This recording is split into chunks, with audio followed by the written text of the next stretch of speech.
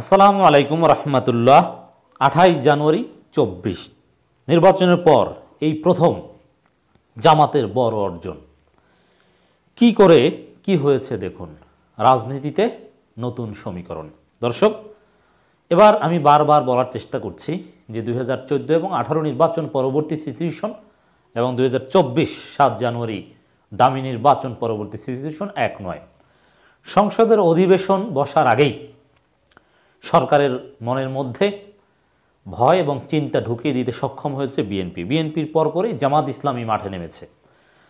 এবং আগে দেখেছি 2018 সালের কথা যদি বলি, রাজনীতিতে প্রাসঙ্গিকতা পেতে জামাতের সময় লেগেছে, কিন্তু এবার না। এবার নির্বাচনের অল্প কিছুদিন পরেই, 20-21 দিন পরেই জামাত ইসলামী রাজনীতিতে শক্ত অবস্থান দেখাতে পেরেছে এবং আলাদাভাবে স্বতন্ত্রভাবে জামাত ইসলামী যে দেশের রাজনীতিতে নির্বাচন পরবর্তী রাজনীতিতে গুরুত্বপূর্ণ অ্যাক্টর, সেটা প্রমাণ করতে সক্ষম হয়েছে। আপনারা জানেন, দেশব্যাপী জামাত ইসলামী মহানগর পর্যায়ে বিক্ষোভ মিছিল করেছে, নতুন নির্বাচনের দাবি করেছে, 7 জানুয়ারি দামি নির্বাচন বাতিলের দাবি করেছে, তাদের নেতাদের মুক্তি দাবি করেছে, দ্রব্যমূল্যের ঊর্ধ্বগতি, গ্যাস সংকট সহ নানা বিষয়ে সরকারের সমালোচনা করেছে।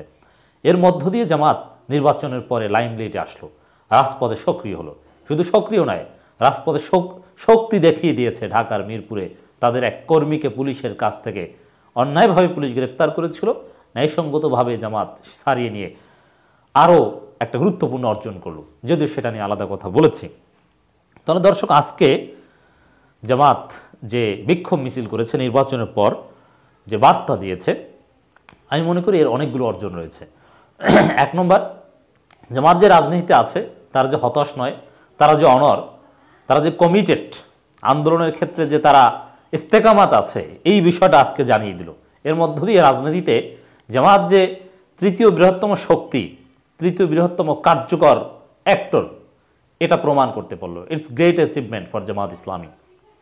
এবং আরেকটা অর্জন, বিএনপি ভয় দেখিয়েছে সরকারকে, যে ভাষায় যে স্টাইলে, সেই স্টাইলে জামাতও ভয় দেখিয়েছে সরকারকে, সেই ভাষায় সেই স্টাইলে। এর মধ্য দিয়ে সরকার নড়ে চড়ে বসতে বাধ্য হবে এবং গ্যাস সংকট, দ্রব্যমূল্য ঊর্ধ্বগতি, নানান বিষয়ে এইসব আন্দোলনের ভয়ে অনেক সমস্যার সমাধানে উৎসাহ বোধ করবে এবং উদ্গ্রীব হবে সরকার। অতএব এটাও জামাত ইসলামীর একটা অর্জন। জামাত ইসলামীকে নিয়ে মিডিয়ায়, রাজনৈতিক অঙ্গনে ব্যাপক আলোচনা হয়েছে, এটাও জামাতের একটা বড় অর্জন।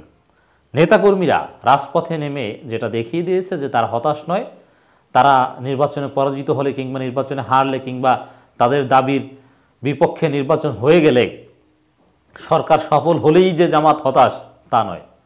এর মানে তারা আগের মতোই আছে, সেই বার্তাটাও জামাত দিতে পেরেছে। এবং জামাত শিবিরের শুভাকাঙ্ক্ষী নেতাকর্মী যারা আছে, তাদের মধ্যেও একটা রাজপথের গতিশীলতা আসলো, এটাও একটা বড় অর্জন হিসেবে আমরা দেখতে চাই। নির্বাচনের পর প্রথম এই বড় অর্জন। এছাড়া এর আগে জামাতের সাংগঠনিক কাজ বা এগুলো তো সবসময় চলমান আছে। দর্শক, দামি ভোটের এই সরকার ও সংসদের জনগণের নিকট কোনো বৈধতা নেই।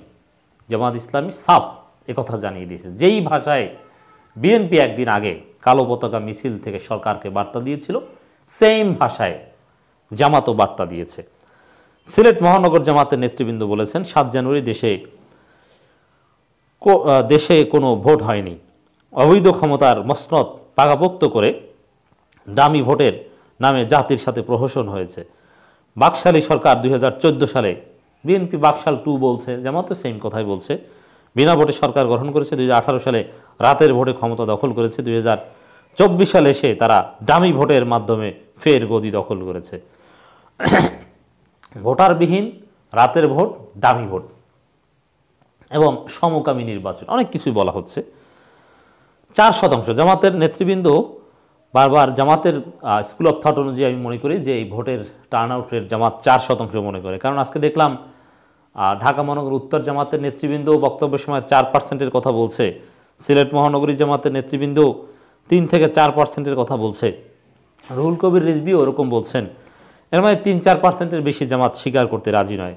এছাড়া ঢাকা মহানগরী জামাত ইসলামীর আলাদা টিম ছিল নির্বাচনের দিন ভোটের টার্ন আউট হিসাব করার, তারা কিন্তু আপডেট দিয়েছে। মানে নির্বাচনের ফলাফল কি ঘটে, আওয়ামী লীগ যতটা প্রচার করতে পেরেছে তার চাইতে জামাতের লোকজন বেশি প্রচার করেছে। ৭ জানুয়ারির কথা বলছি।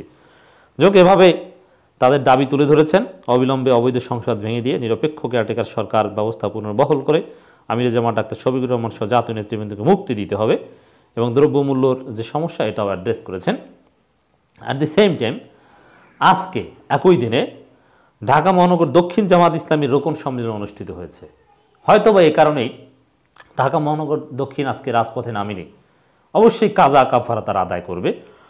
এই কর্মসূচি থেকে অধ্যাপক মুজিবুর রহমান ঘোষণা দিয়েছেন, দেশের মানুষের অধিকার প্রতিষ্ঠার সংগ্রামে জামাতের রোকনদের অগ্রণী ভূমিকা পালন করতে হবে। এটা ঘোষণা না, এটা হচ্ছে নির্দেশনা, যেহেতু তিনি আমিরে জামাত। এবং এখানেও তার দলের নেতাকর্মীদের যেরকম বিভিন্ন নির্দেশনা দৃষ্টিভঙ্গি দেওয়া হয়েছে, এর সাথে সাথে পলিটিক্যাল বিভিন্ন বিষয় অ্যাড্রেস করা হয়েছে। এর মানে মূল কথা হচ্ছে জামাত নির্বাচন থেকে পিছু হটবে না, মানে আন্দোলন থেকে পিছু হটবে না। তারা অনড় আছে, শক্ত অবস্থানে আছে এবং তারা এগিয়ে যেতে চায়।